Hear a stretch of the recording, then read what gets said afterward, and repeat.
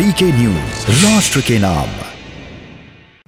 आज सतलुज, कावेरी और नर्मदा, ये 3 फ्लोटिंग बीओपी को राष्ट्र को समर्पित किया गया।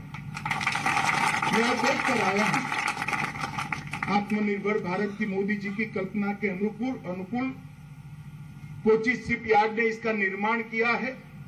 38 करोड़ की कॉस्ट की एक बीओपी, जिसका वजन लगभग 53,000 मीट्रिक टन, और ये बीओपी सभी आधुनिक सुविधाओं से लैस, सुरक्षा उपकरणों से लैस है और जवानों को अंदर कम से कम तकलीफ पड़े इस प्रकार की सारी सुविधाओं की भी चिंता की। उसके अगले हिस्से को बुलेट प्रूफ भी बनाया गया है, जिससे अंदर बैठे हुए जवानों को सामने से अगर गोलीबारी होती है तो इसकी सुरक्षा होती।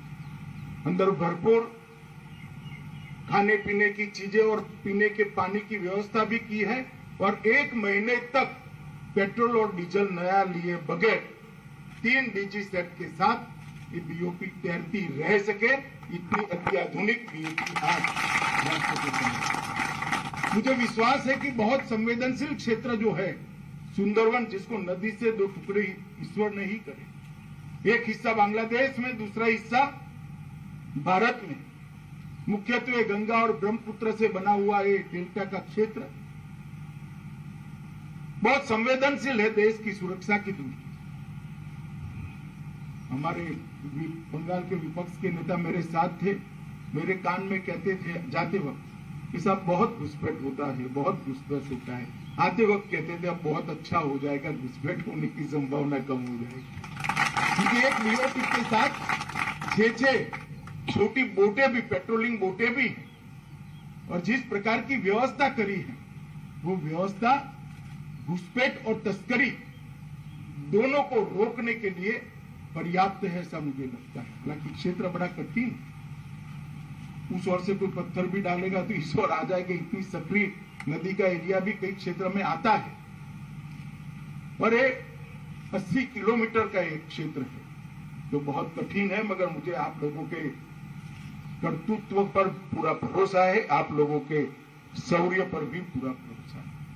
आज यहाँ पर एक मैत्री संग्रहालय का भी शिलान्यास हुआ है। भारत ने हमेशा पूरे विश्व में मानव अधिकारों की सुरक्षा पर बल दिया। 70 के दशक में जब हमारे पड़ोसी देश में मानव अधिकारों का हनन हुआ, घोर अत्याचार किए गए, और अत्याचार के वक्त वहां से एक बयार आई हमारे यहां शरणार्थियों, भारत के पास भी कोई चारा नहीं था। उस वक्त बीएसएफ और सेना दोनों ने मिलकर बड़ी वीरता के साथ वो मानव अधिकारों का, उन क्षेत्र में मानव अधिकारों का रक्षण भी किया और बांग्लादेश को जन्म देने का काम भी किया। अब इस बात को 50 साल हुए हैं और उस स्वर्ण जयंती वर्ष के अंदर हमने इसकी एक चिरकालीन स्मृति रहे, इसलिए एक मैत्री प्रदर्शनी यहां पर लगाने का निर्णय किया है। लगभग 8 करोड़ रुपए की लागत आएगी और ये हमारे आजादी का अमृत महोत्सव का वर्ष भी है। हमारी आजादी को 75 साल समाप्त हुए। भारत का पूरी दुनिया में ऐसा योगदान बहुत कम देशों का देखने को मिलेगा जो किसी क्षेत्र के मानव अधिकारों की रक्षा के लिए हमने यहां पर किया था। मित्रों, मैं ज्यादा बोलना नहीं चाहता,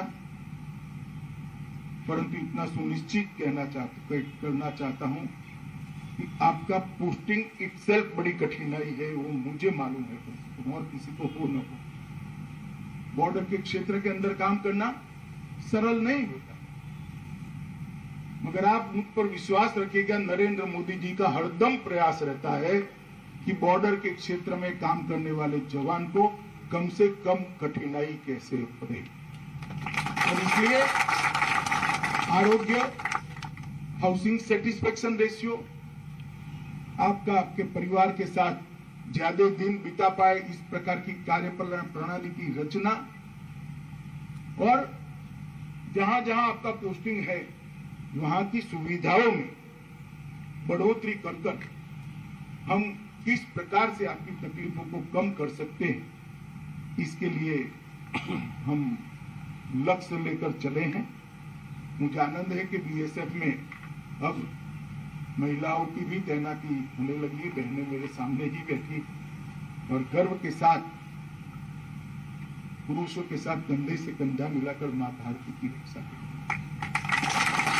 उनके लिए अलग बैरक की रचनाएं, उनके लिए सभी सुविधाओं का ख्याल रखना, इस पर भी अभी एक 5 साला प्रोग्राम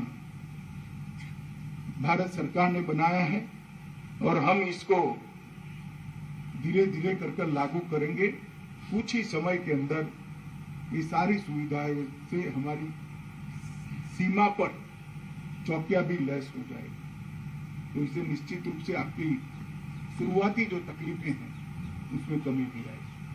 नहीं तो अत्याधुनिक से अत्याधुनिक साधनों से बीएसएफ को लैस करना हमारी प्राथमिकता है। मैं आपको भरोसा दिला सकता हूं कि आप आपके जीवन के स्वर्णिम वर्ष भारत माता की सेवा के लिए दे रहे हैं।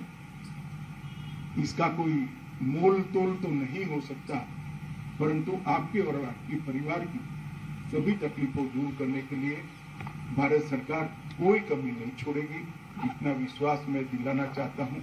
और आज मैं एक भरोसा भी व्यक्त करना चाहता हूं। डीजीबीएसएफ यहाँ पर है, ये 3 बीओपी और 3 बीओपी आएगी, 6 बीओपी मिलकर इस क्षेत्र को घुसपैठ और तस्करी की दृष्टि से अभेद बनाना ये बीएसएफ का काम है और उसमें हमें कोई कमी नहीं। हालांकि घुसपैठ और तस्करी स्थानीय प्रशासन की मदद के बगैर रोकना बड़ा कठिन, मगर आप विश्वास रखिएगा वो मदद भी जल्दी मिल जाए, ऐसी राजनीतिक स्थिति का भी निर्माण यहाँ होने वाला है। मदद देनी पड़ेगी, जनता का ऐसा दबाव बनेगा जिसे मदद देने के लिए सब लोग मजबूर भी होंगे। मगर हम सीमा पर है, हमारे अधिकार है सीमा की सुरक्षा के, संविधान प्रदत्त अधिकार है, इसका उपयोग करते हुए ये पूरे क्षेत्र को हम अभेद बनाए, घुसपैठ से भी और तस्करी से।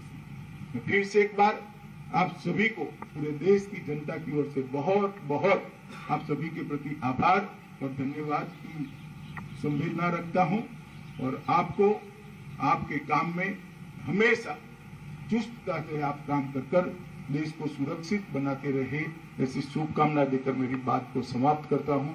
वंदे मातरम।